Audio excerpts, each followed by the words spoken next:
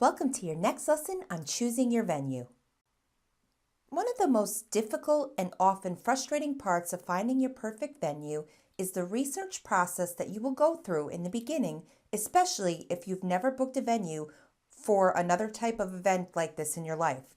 It can seem overwhelming, and there are a lot of little details that, if you know ahead of time, you can save a lot of research, sweat, and tears. Venues and their websites are all different, and each offer their information in various ways.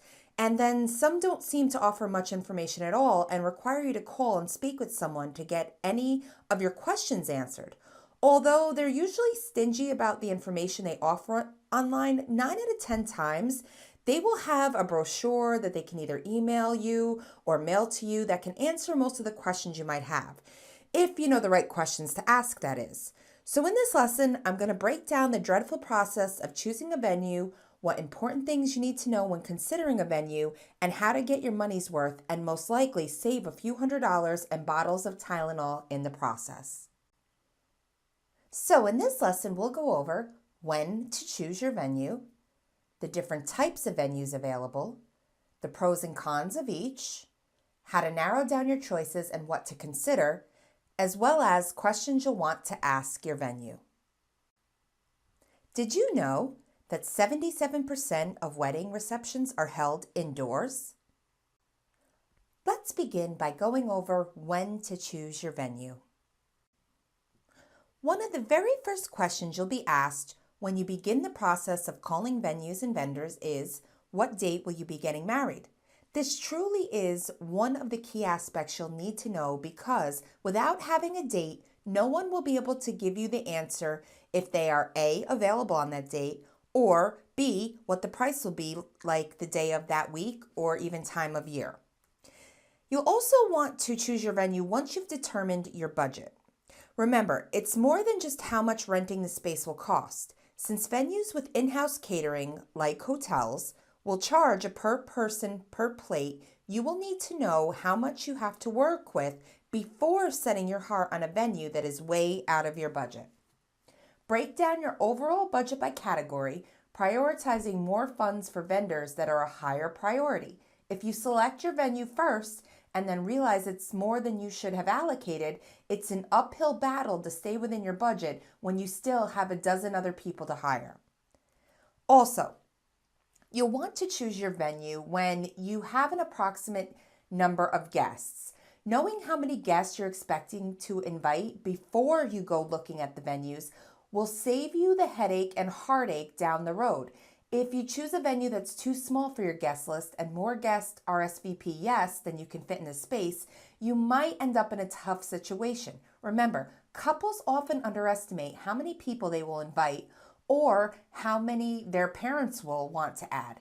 This will also help you break down your budget, as some costs are very dependent on the number of people you're inviting, like the food, which will run you about 50% of your budget, as well as your rental items and favors. And lastly, after you've hired your planner, before you start looking at spaces, ask your wedding planner. Planners are much more familiar with the capabilities of a space, the layout, and the time and items you'll need to really transform it, or if there's a quirk about the space that could make your vision hard to accomplish. Your planner will know and be able to help you overcome it. You may be looking at some venues that are full service and somewhere you can bring in your own vendors and decor. Be sure to price everything out, including rentals. A venue with tables, chairs, and linens included might cost more up front than a venue where you need to rent your own, but you should get an estimate from a rental company and see how they compare when you've added on the price of renting the things yourself.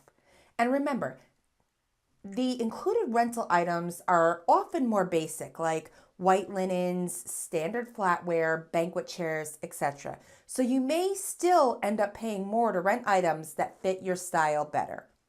And the biggest factor that couples tend to not factor in when looking at venues and catering is the cost of sales tax and service charges, which often equate for 30% additional to the price. For instance, if you've been quoted $10,000 for 100 people for a sit-down dinner, that will not include the sales tax or service charge, which in turn takes that from $10,000 to $13,000. So now that we've covered when to choose your venue, now let's go over the different types of wedding venues that are available. The most popular types of venues are banquet halls at 17%, farms, barns, or ranches at 15%, historical buildings or homes at 14%, hotels and resorts 12%, country clubs 10%, conference center and event centers 9%, backyard private gardens 8%, restaurants at 7%, lake or lake houses or cabins at 4%, winery and vineyards at 4%, beach or beach houses at 4%, a family or a friend's home at 4%, museum galleries 3%, park and religious institutions and urban lofts and rooftops 3%, bed and breakfasts and public gardens at 2%, boats, yachts, universities, and colleges at 1%. So now that you know the most popular types of venues, let's break down some of the more popular choices and give you the pros and cons of each. Banquet halls account for 17% of sales amongst brides and grooms for their weddings. The pros of a banquet hall are its logistics, there are many rooms to choose from, it's a cost-effective option, and some of the cons are limitations like decor, little personalization, and they may have minimums. When it comes to a farm, barn, or ranch, the pros are that it's an intimate setting, a blank canvas for your decor, you often have a choice of vendors, and the cons would be the cost that you have to incur to bring in all of the decor and your rentals as well as catering space. The pros of a historic building or home are that it's a less traditional setting, little decor is needed, and there is often plenty of space. The cons would be you'd have to bring in extra lighting and rentals. There may be vendor restrictions as well as food restrictions. In a hotel or resort, the pros are the accommodations being right there, the cost of your rentals will be low, they have experienced staff, and there are often many room options to choose from. Some of the cons are they may have vendor restrictions, you may not know exactly what's included, there's little flexibility, and there may be other events at the same time as yours. The pros of a country club are there are often many rooms to choose from, the logistics are great, they usually have experienced staff, and often have packages available. The cons would be vendor restrictions, flexibility to make it yours, and there may be other events going on at the same time. In a conference or event center, the pros are the logistics, there are many rooms to choose from, it's cost effective, and you can save money on transportation. The cons would be limitations to personalize, decor, and there may be minimums. If you're thinking about a backyard or private home for your wedding, the pros would be the flexibility to create a space that makes it yours. It's very personable. It could be budget friendly. There are lower beverage costs if you bring in your own alcohol, and you may not have decor restrictions. Now, some cons would be parking, setting up, serving, and cleanup, rentals, neighbor disruptions, and there's always a chance of inclement weather.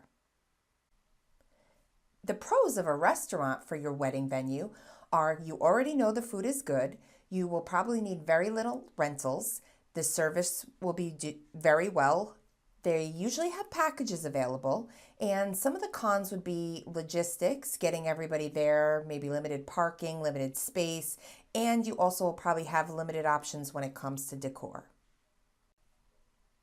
In a lake house or cabin, the pros are that little decor is needed, you can bring in your own vendors, and it's usually a very intimate setting.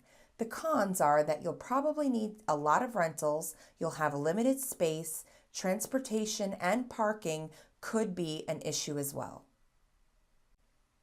The pros and cons of a vineyard or winery for your venue for your wedding include the pros being you have an absolutely amazing backdrop, little decor will be needed, it's usually very spacious, and if you choose to use their wines, the cost of your beverages could remain low.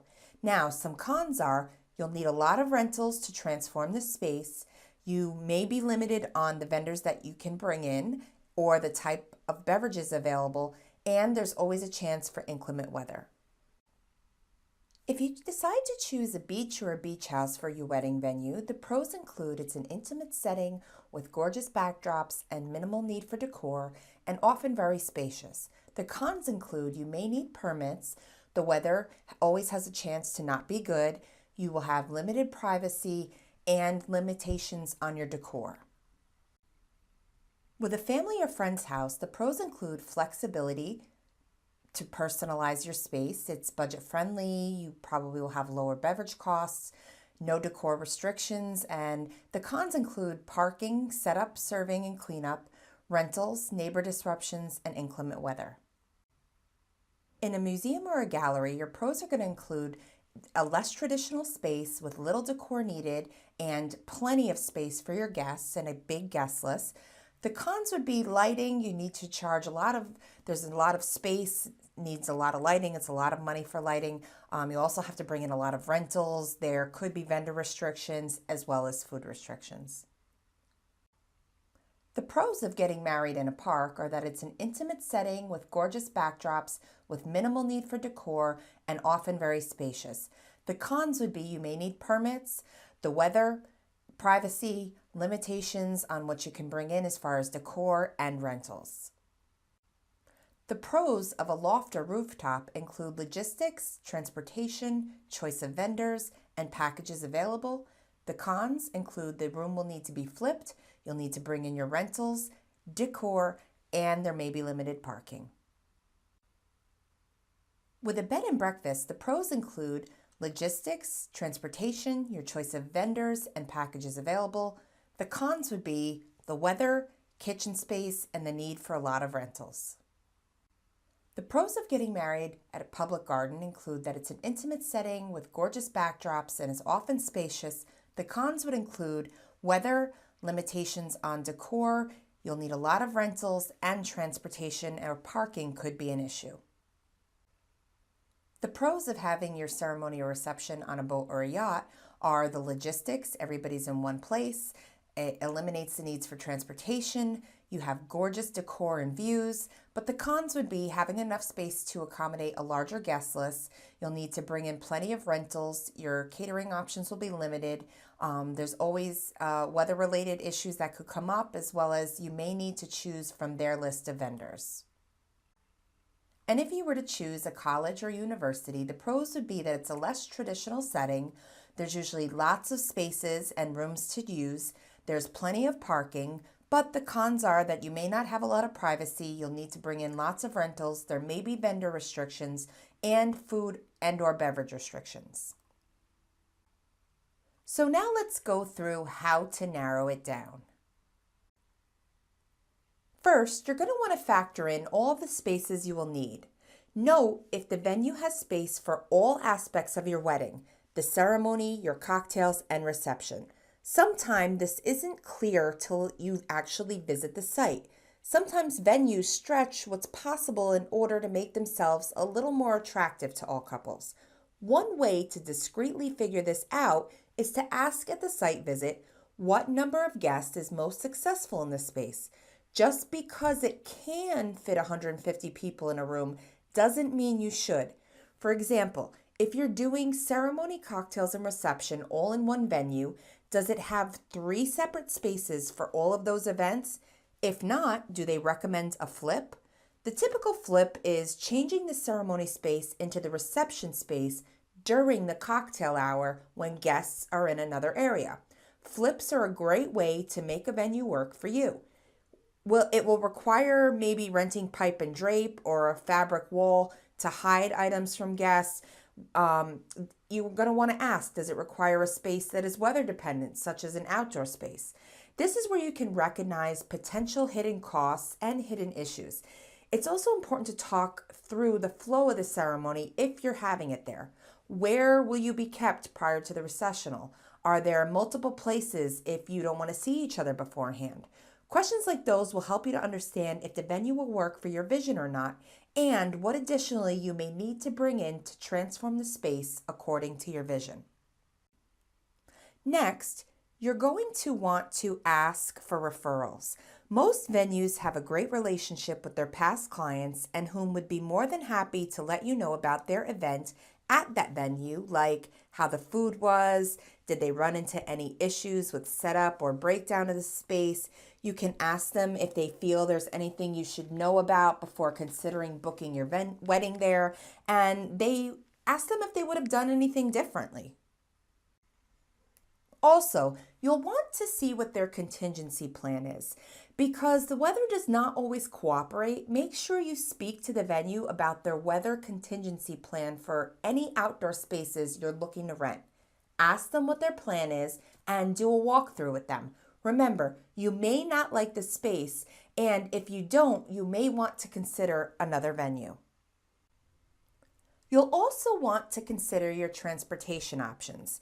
And this is one of those little details that unfortunately gets looked over far too often when couples are looking at and visiting venues. You must take into consideration how your guests will be getting from point A to point B, maybe even C, D, or E. If you're getting married in a major city, parking and transportation can get tricky, even ugly at times. If you live out in the country, chances are you will not run into such issues, but you'll want to keep in mind whether the ceremony and reception will take place at the same venue or not. And if the venue you're considering does not have guest accommodations, you will need to look into how far away those accommodations are.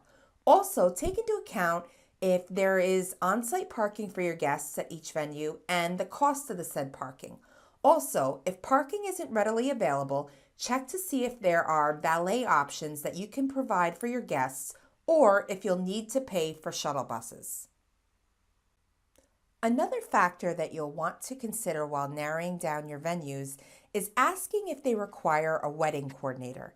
While some venues offer an on-site coordinator that assists you once you get to the property, that's about where their job ends. An on-site coordinators do just that. They coordinate what's on site.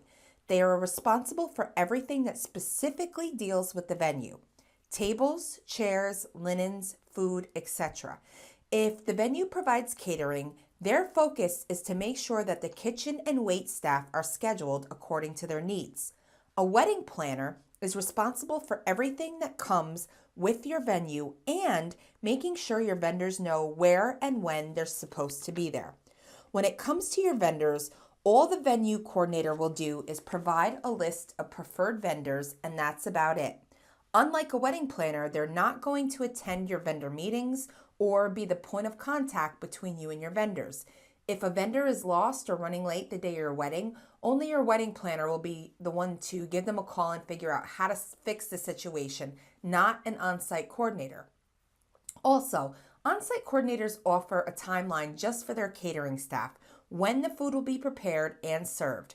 Unlike a wedding planner who handles every aspect of the logistics from the time the bride and groom wake up in the morning until the floors have been swept and the lights have been turned off and the doors locked. Most venues require a wedding planner because they know every single detail about your wedding day and who's involved in each detail of the timeline.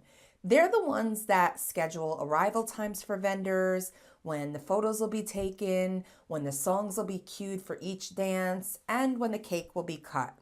And the biggest factor why venues require wedding planners or at minimum day of coordinators is because, let's be honest, you are not their only client. They have hundreds of other brides that are either interested in their venue that they must contact or show the space to or do a walkthrough with, not to mention the 3 to 5 brides that get married there each week. They simply only have time to worry about the venue and not every detail of your event, except for what pertains to them. So it makes sense that they require you to have somebody there that knows every one of those details so that person can relay any information to them that they may need in order to execute your event successfully.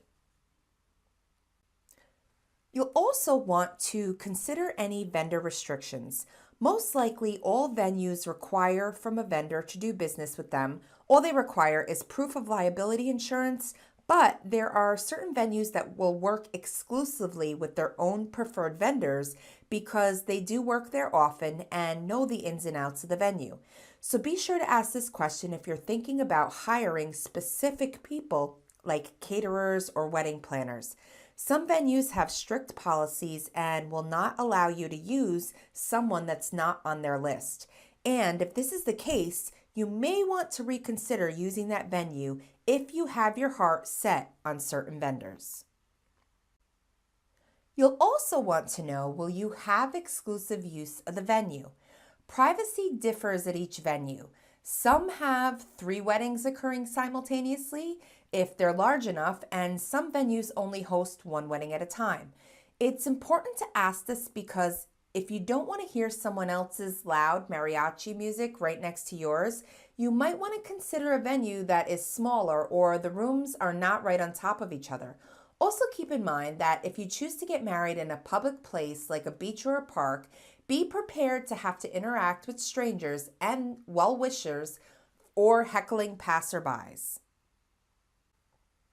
And lastly, but most importantly, ask what's included. The most important thing you'll want to know is what is included with the venue.